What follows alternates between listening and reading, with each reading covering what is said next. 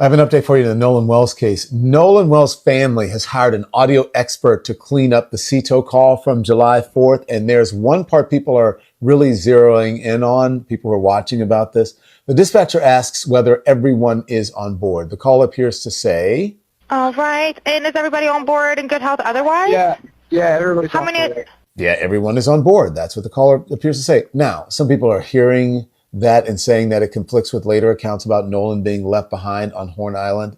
Maybe, we don't know. We have to be careful here because we don't know exactly what the caller meant by everyone who they believe was on board at the moment, or whether that interpretation is even correct. So that's all speculation right now, but they are examining. They hired a forensics audio person to deal with this, or an audio expert. For weeks, people online have been trying to solve this case by listening to muffled audio and deciding what they think it means. That's not enough. The experts may be able to tell us more clearly what was said, but what it means, that's supposed to be established by the evidence in the investigation. And that's where we are. TikTok creators, independent researchers, commentators, and people following the case have gone back through photographs, boat movements, audio, public records, and social media posts looking for details that may have been overlooked. One of the newest discussions focuses on something that is not necessarily new at all. It is an old report, and the argument being made online is that one line in that report could change how people understand the timeline. But before we get into that, there is an important distinction. The online interpretation is not the same thing as an official finding. The fact that someone discovers a line in a document does not automatically tell us why that line was written, who supplied the information, or what investigators ultimately concluded from it. So today, we are going back through the timeline carefully. We are going to look at what the TikTok creators are actually pointing to, what can be independently supported, what remains an online theory, and what questions investigators would need to answer before anyone could call this a breakthrough.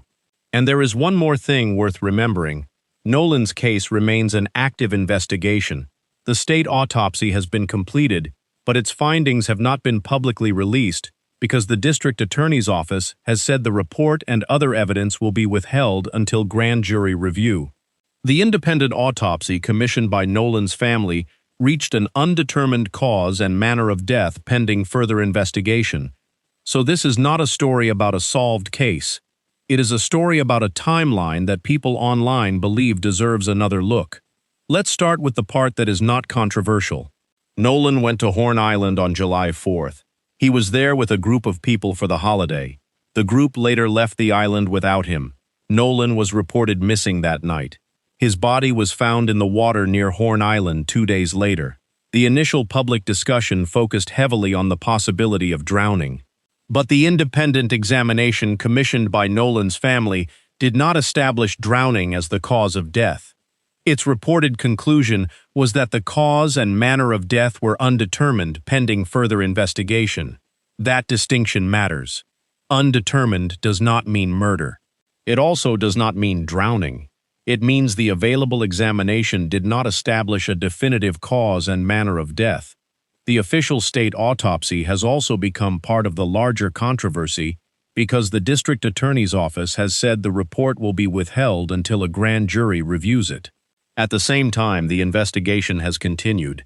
The family has pushed for additional examination of Nolan's phone, and the family's legal team has sought a joint forensic inspection. The NADIOPS, Office of General Counsel, has also joined the legal team, seeking transparency and answers.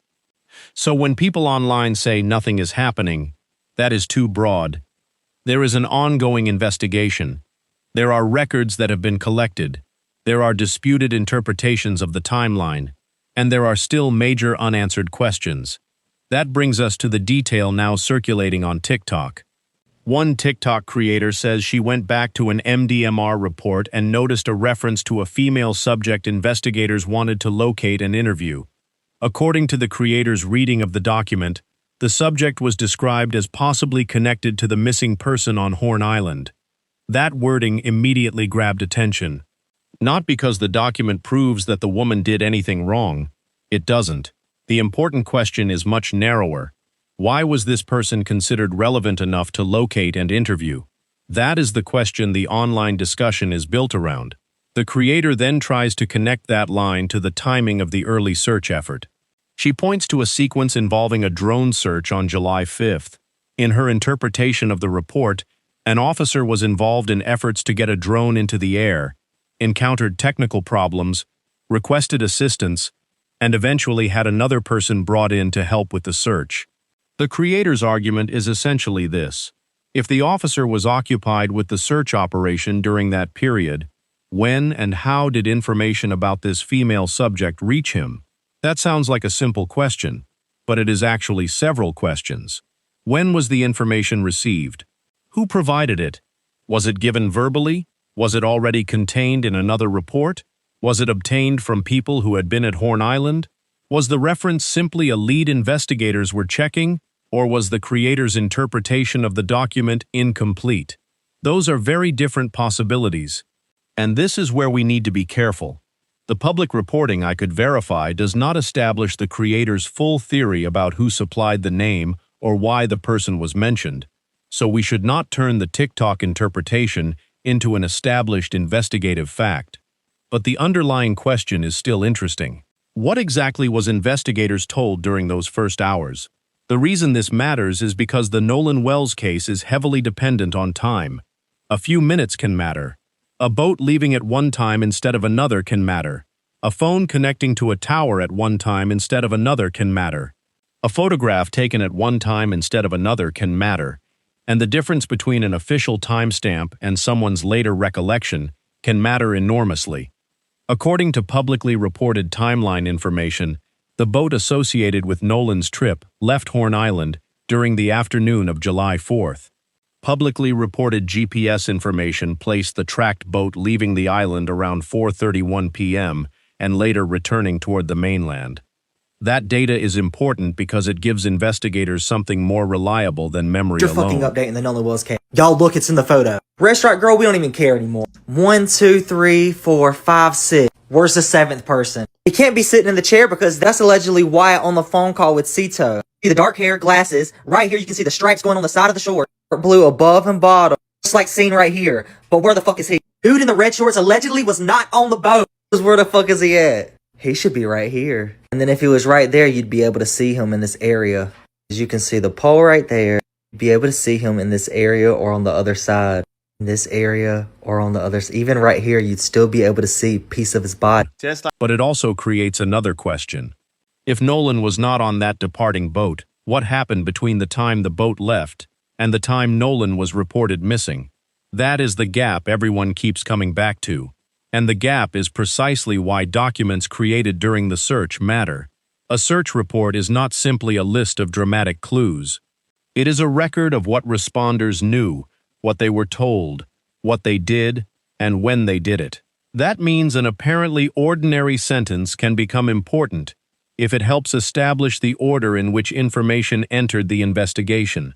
But again, there is a difference between saying a report contains a lead and saying that lead proves what happened. Those are not the same thing. The first TikTok clip we are going to look at is not really about Nolan himself. It is about a boat. The creator describes going boat hunting and finding a vessel that she believes may deserve attention because of its apparent similarities to a boat discussed in the case. She points out details involving the boat's trim and other equipment, and that is where the internet immediately starts asking the obvious question: is that Nolan's boat? The problem is that the answer cannot be established from the video alone. A boat that looks similar to another boat is not enough. A boat behind a fence is not enough. A boat with similar equipment is not enough. And a boat being located somewhere interesting does not automatically mean law enforcement seized it as evidence. The responsible way to handle this is much less exciting. Identify the vessel. Get its registration information. Check its hull identification number. Establish who owned it.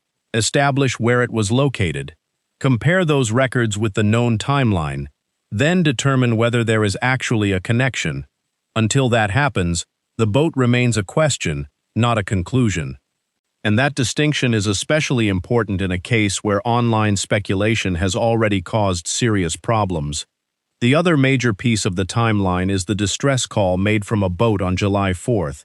That recording has become one of the most discussed pieces of audio connected to the case.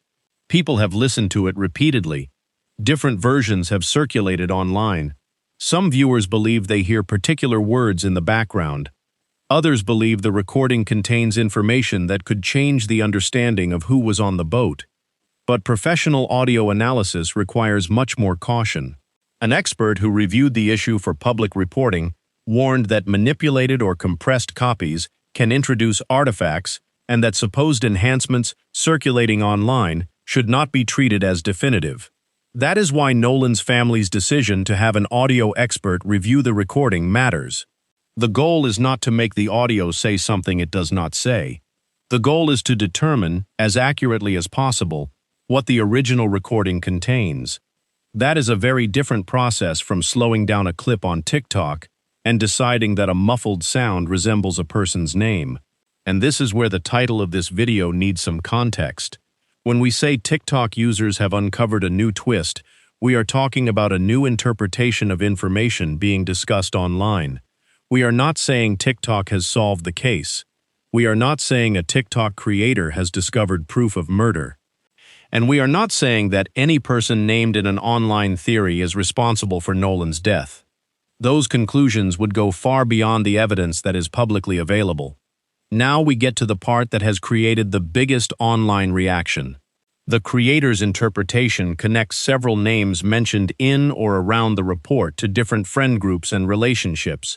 She uses social media connections, photographs, dating relationships, and shared friendships to build a network around the people who were present around the 4th of July. That kind of research can be useful, but it can also become extremely misleading if every connection is treated as evidence of wrongdoing. For example, being friends with someone on Facebook does not establish that two people were together on a particular day. Dating someone does not establish that a person knew about a crime. Appearing in the same social circle does not establish involvement in a disappearance. And a photograph showing similar clothing does not prove that the same person appears in two different locations. Those things can help generate questions.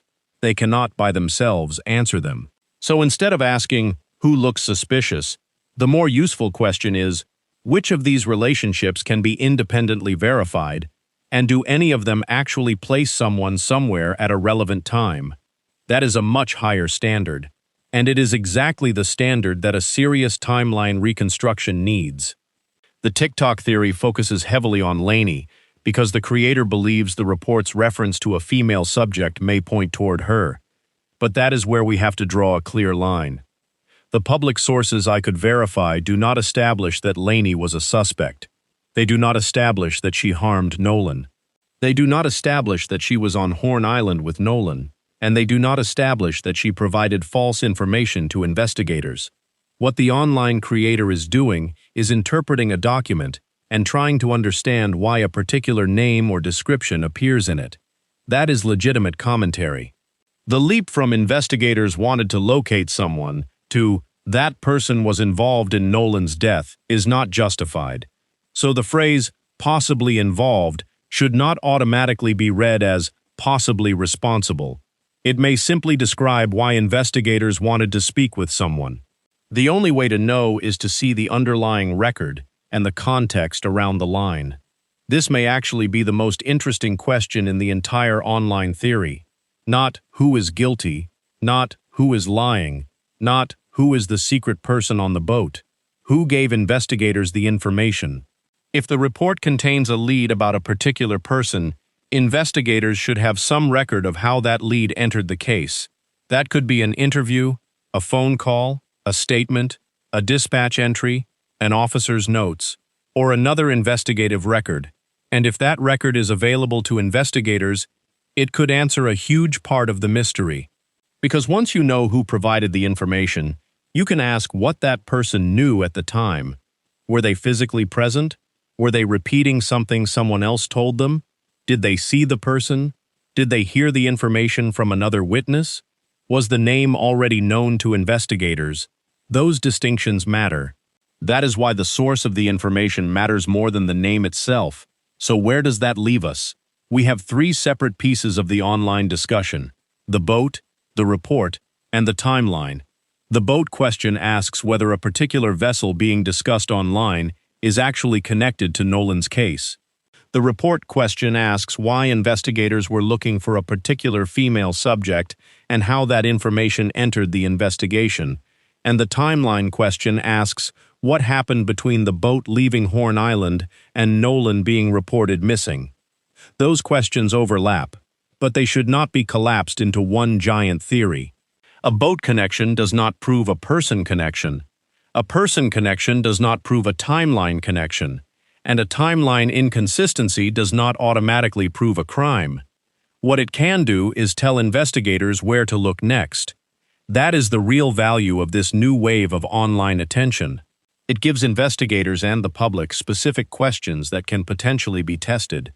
If the goal is to move beyond TikTok theories, there are several records that would be far more important than another viral photograph. First, the complete MDMR report and any associated supplemental reports. Second, the original interview notes or recordings that explain where the female subject lead came from. Third, dispatch and CAD records from the early search. Fourth, the original boat GPS data and any additional vessel tracks. Fifth, phone location and digital records obtained through the proper legal process. Sixth, the original, uncompressed version of the distress call. Seventh, photographs and videos with their original metadata where available. And finally, the official autopsy findings, once the legal process allows them to be released. Those are the pieces that can move the discussion forward. Not a screenshot with a red circle, not a TikTok comment, not a theory repeated thousands of times. The records. And there is something important that has changed since this case first gained national attention. The conversation is no longer limited to the initial question of whether Nolan drowned. The family's independent autopsy did not establish a definitive cause or manner of death. The state autopsy has been completed, but its report is being withheld pending grand jury review. The family has continued seeking forensic examination of Nolan's phone. The knockup has joined the family's legal team. The Congressional Black Caucus and others have called for a closer look and federal review, and authorities have continued asking the public to provide factual information. So the case has moved forward, even though the public still does not have every answer. Here is my answer. TikTok did not uncover a proven new explanation for Nolan Wells' death, but TikTok users may have drawn attention to a document and a question that deserves to be answered. Why was a particular female subject identified for investigators to locate and interview? And who provided that information? Those are legitimate questions. But until the underlying records answer them, they remain questions. The same is true of the boat. The same is true of the social media connections. The same is true of the audio. And the same is true of every theory about who may or may not have been involved. There is still a difference between a lead and evidence. A lead tells you where to look. Evidence helps establish what happened, and Nolan's case needs the second. The next meaningful developments are likely to come from the official investigation and the records that can eventually be made public. The state autopsy findings could answer questions about cause and manner of death. The grand jury process could determine what happens with the case. The forensic examination of Nolan's phone could potentially clarify parts of his communications and digital timeline. And continued investigation of the boat movements and witness accounts could help establish what happened during those missing hours. The records will matter far more than whether an online theory becomes popular. Because behind all of this is a family waiting for answers. Nolan was a son, a student, and an athlete, and his family is still seeking clarity about how he died. That is why getting the facts right matters. After everything we have gone through, there is one question I think matters more than all the speculation. What is the missing link between what investigators were told and what actually happened on Horn Island? Was there information that came in early that investigators followed? Was a name identified because someone had direct knowledge? Was the information simply a lead that turned out not to matter? And what do the complete records say about the hours after the boat left? Those are the questions worth watching. Not because they prove anyone did anything wrong, but because they could help reconstruct the timeline. And if you have been following this case for weeks, you already know how important that timeline is. So tell me what you think in the comments. What is the single piece of evidence you believe investigators need to clarify next? The MDMR report? The source of the female subject information? The boat's movements? The distress call? The phone data? Or something else? Keep the discussion focused on evidence and questions, not accusations against people who have not been charged. And if you want to keep following the verified developments in Nolan Wells's case, please subscribe to this channel. There is still a lot we do not know. But as more information becomes available, we can keep going back to the records, checking the timeline, and separating what is actually established from what the internet thinks happened. Nolan's family deserves answers, and those answers have to come from evidence. At the end of the day, that is what matters. For clarity, this video discusses an ongoing death investigation. Some statements and theories discussed here come from online creators and are identified as such. They are not presented as findings of fact or accusations of wrongdoing. Any person discussed who has not been charged should be presumed innocent.